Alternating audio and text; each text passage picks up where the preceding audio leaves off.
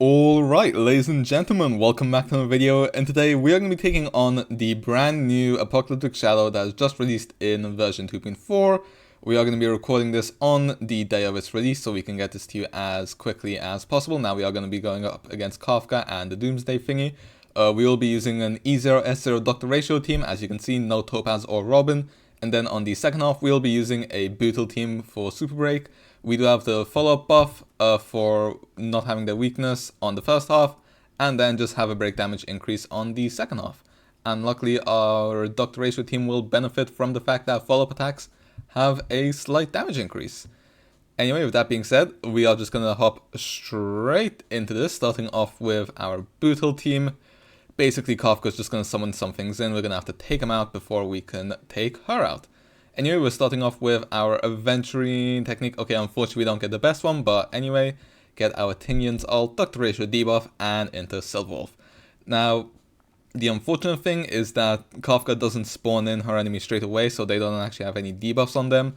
But anyway, we're just gonna ult straight away on our Tingyun. Hopefully this guy will give our Dr. Ratio his ult. No, never mind, that's unlucky. Anyway, we're just gonna buff up our ratio. Okay, we're gonna first go for the freeze guy, and we actually implant the imaginary weakness on him, which is very useful, just because I do not want to get crowd controlled, even though our Aventurine gives us 50% effect res. I do not want to leave this up to RNG, so we are just gonna dump everything we can into this frozen guy. You know, just doing some okay numbers right now, nothing too special, 29Ks. You know, don't have the most debuffs on the enemies, 31k. You know what? Considering how many turns we just got, we did pretty decent damage to this guy. He is almost down. I mean, I might as well just get like a little bit in on this guy, and then hopefully, okay, he should go down now. Yep, perfect. Okay, and we've already taken down one of the guys. Now we just have to take out this big guy right here.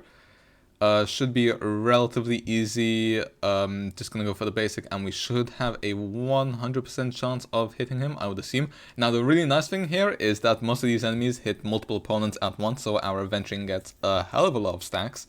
Now, obviously, this would be nice if we had, for example, it's annoying how we're just about missing our energy. But yeah, this would be easier if we had, you know, a Topaz or a Robin. But unfortunately, I don't own those characters, and on the bright side, at least it means we're going to be a bit more relatable.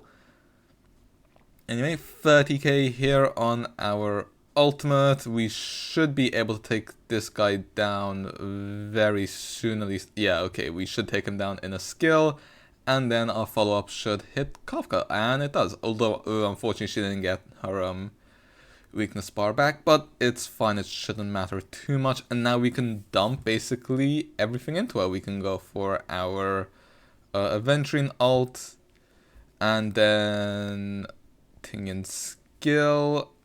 I'm just gonna wait for Kafka to go so that we have a bit more uptime on our Silverwolf's ult. There we go, so we don't have to refresh it as soon. Then we can go for a skill for the vulnerability increase. And let's see, 16k there, 47k there, and now she's going to be taking some extra damage, which is very nice for us. Just going to straight away go into a Tingyun ult, 117k there on the ult. Obviously there is some buffs in play, but at the same time, you know, this is just how Apocalyptic Shadow works. And now we're going to get another Dr. Ratio follow-up attack off for 148k. Okay, we are absolutely melting Kafka right now. You know what, I will take these big hits considering the fact that we do not have any of Dr. Ratio's premium supports. Which, you know, like I keep saying, would make life a lot easier, but, you know, it is what it is. I think we're going to be able to get just about a 1,300 score on this half. Sorry, 3,300, I was thinking about the AV.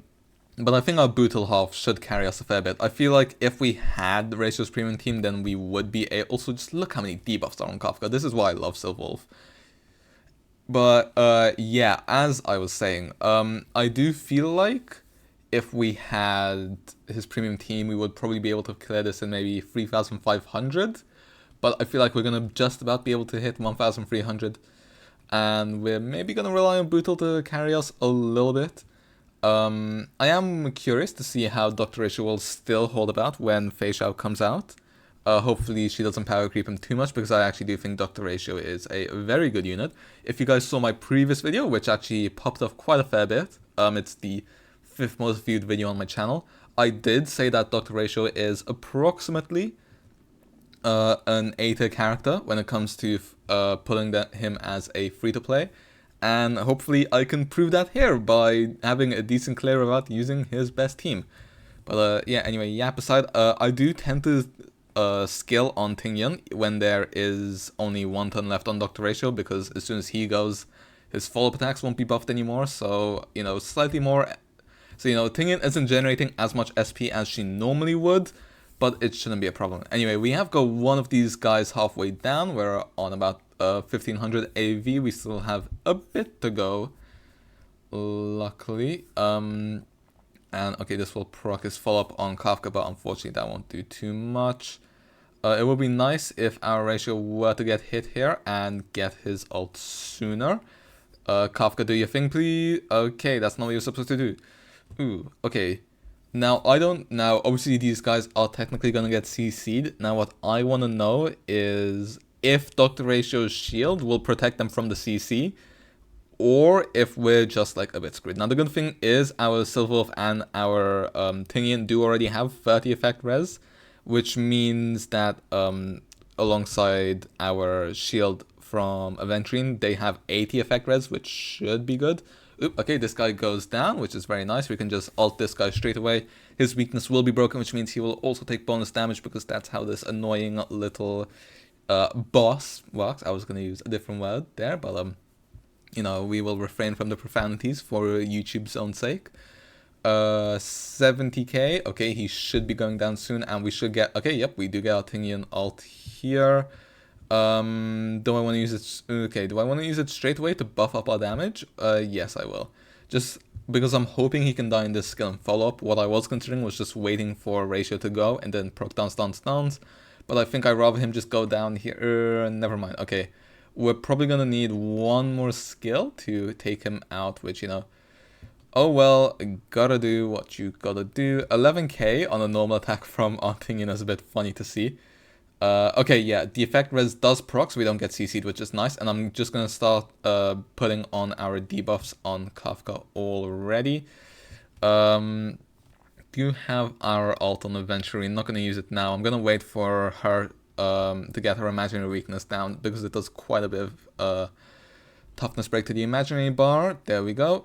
1362 AV. Interesting. Okay, we're probably gonna be cutting it fairly close. I wonder if it would be higher if we had an S5 dance on stance. I think mine's only S3 or maybe S4. I think S3 though.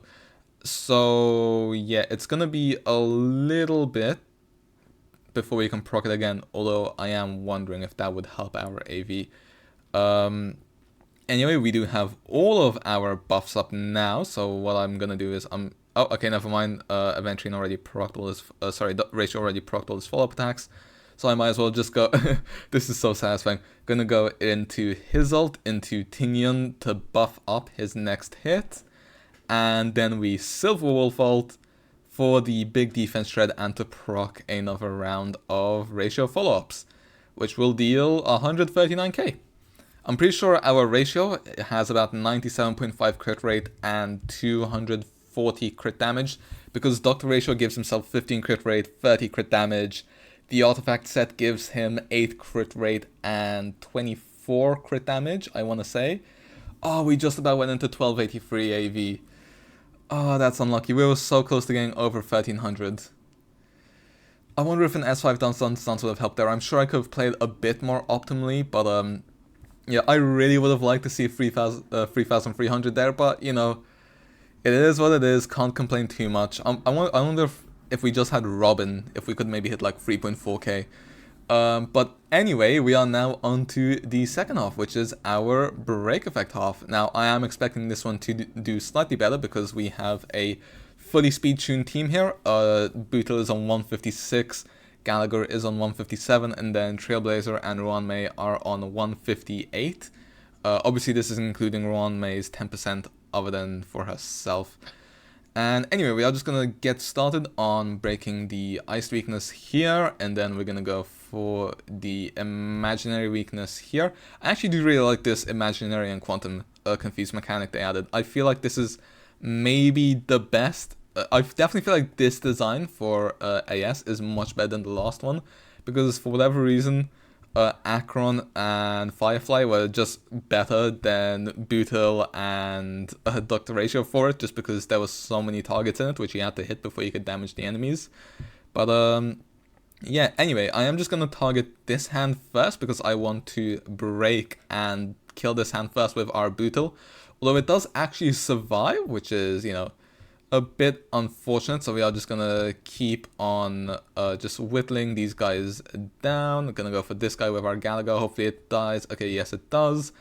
And then now we can kill this hand with our Boothill to get another stack. And this is honestly what I just love about Boothill's playstyle. It just feels like he makes you think, which, you know, I appreciate. I like a character which makes me think. And okay. We are gonna go for our skill here, obviously. We could skill here for extra energy, or I could guarantee myself the kill on Boothill. Yeah, I just want to guarantee myself getting 3 stacks on Boothill. I am just gonna heal up Ruan in case he does anything when he respawns, and just to give us a little bit more energy. Anyway, we now have full stacks on Boothill, which is very nice. We do get all of our ults back. I mean, I figure I might as well use Ruan Maze. Is there any reason not to? I don't know. I feel like, honestly, I don't play Ruan May optimally, but you know what? She's just so good. She gets the job done anyway. And maybe we can finish this on a Boothill ult. Never mind. Okay. It's fine. We can just generate ourselves some SP. Maybe I try kill this with Harmony MC with the skill, see how much damage we do just to guarantee that we can kill on Boothill. I feel like that's the safest thing. Okay, we do 221k, 63k, and okay. See, I could basic that to try save SP, but you know what? I'm just gonna go for the kill just in case, because I don't want to waste any AV. Although we do still have 1800, which is really good. On the Kafka fight, we had about 1600. So we are doing better for ourselves here. Just hopefully none of our characters go down. Ooh, that's not nice. I would have preferred our MC not to get CC'd. Yeah, that's unlucky. I actually would have rather it be Ruan May get CC'd, because then her buff would last longer. Okay, what I think I'm gonna do is I'm just gonna basic here. I'm gonna forego the enhanced basic for now because it's gonna save over for the next turn, and I'm gonna skill here so that we get more SP than we normally would. You know, big brain, gotta think about these things sometimes.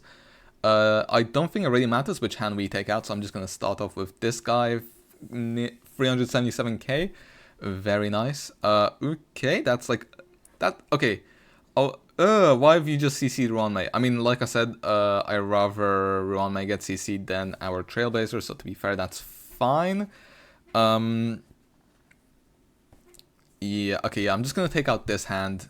Oh, it actually doesn't go down. That's unfortunate. Well, we should be able to take this down at least. I mean, yeah, we did 400k to it. And then we can ult this hand, because we're gonna get our ult back anyway. At least I'm pretty sure we do. Yes, we do. Okay, cool. I think we win, basically. Yeah, if you guys have any doubts about Boothill, you shouldn't, because he is incredibly strong. Like, holy.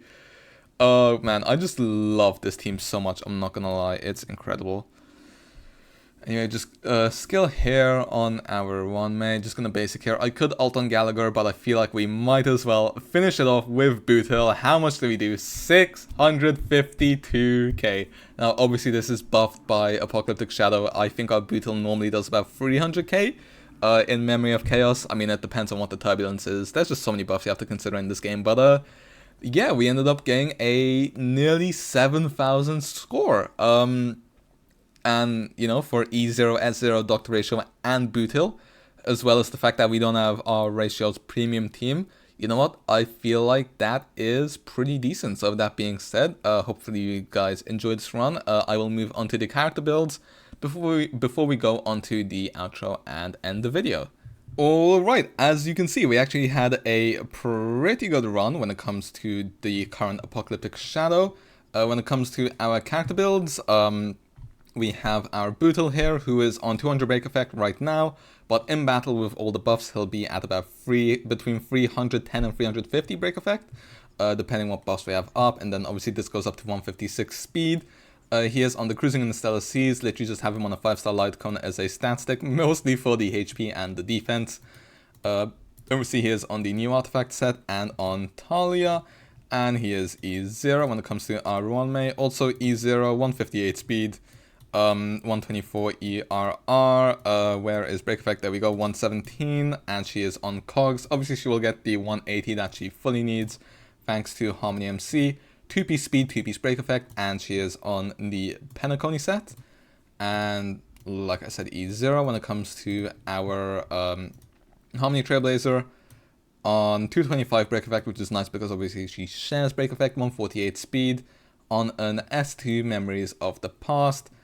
Traces mostly leveled out on the 4-piece Watchmaker set, so that obviously our team just gets more break effect and is E6. And then when it comes to our Gallagher, is on 109 break effect, but this will go up to 250, which is important because, I mean, okay, first of all, we also have him on this light cone, and his traces are mostly leveled up, but it's also because he is on the break effect set, which means this will have the defense shred for super break. So yes, we are basically running ourselves a DPS Gallagher, which is very useful, and he is also E6. And then when it comes to our Dr Ratio team, the man himself is on 140 speed, 79.5 crit rate, 164 crit damage on the Yanqing icon, but as I said, this will go up to about 98.5, 240. Thanks to this trace, as well as this relic set, as well as the fact that we have Broken Keel on all 3 of our supports. And then, once again, he is E0. Our Silverwolf, just ERR, has a little bit of break effect, a 33 effect res, and on the before the tutorial, which is the most important thing if you ask me, so that she can have a free cycle ult. So you basically have full ult uptime, 2-piece HP, 2-piece speed, and Broken Keel, like I mentioned, for that. And then E0, our Tingyun, barely any HP, but luckily we do have the shield from our Aventurine. 155 speed, would have liked 156 for the 1 extra turn, but you know what, can't be too greedy. S3, dance, dance, dance, would have been nice if this was S5, but can't get too greedy. She's actually not fully traced out, which I only remembered today. It would be nice because we would get 4% extra damage as well as a bit more extra attack. But you know what, it is what it is. And then an attack body piece, as well as an attack sphere and an ERR rope.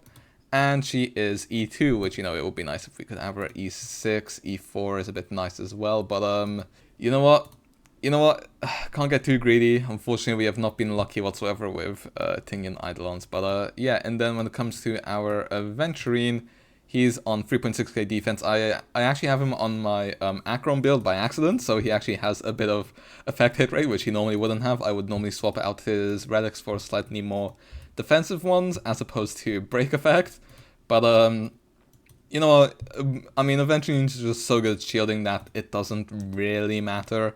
I would normally put him on this light gun, then like I said, slightly more defensive relics, but oh well, it is what it is. No one died. We were able to get approximately a score of, okay, it was like 6,957, something like that, nearly 7k. Probably could have been if we played slightly more optimally, but I did just first try this. And yeah, hopefully you guys enjoyed, hopefully you guys found this helpful. For more similar videos, or any Genshin summoning videos, Honkai summoning videos, Spiral Abyss, Memory of Chaos, Pure Fiction, Apocalyptic Shadow, F2P tier list, character reviews, blah blah blah blah blah, be sure to subscribe. We are on the road to 1k very soon, which would be very nice to hit soon enough. And be sure to like and comment to help this video out. But yeah, with that being said, hopefully I see you guys next time, and see ya!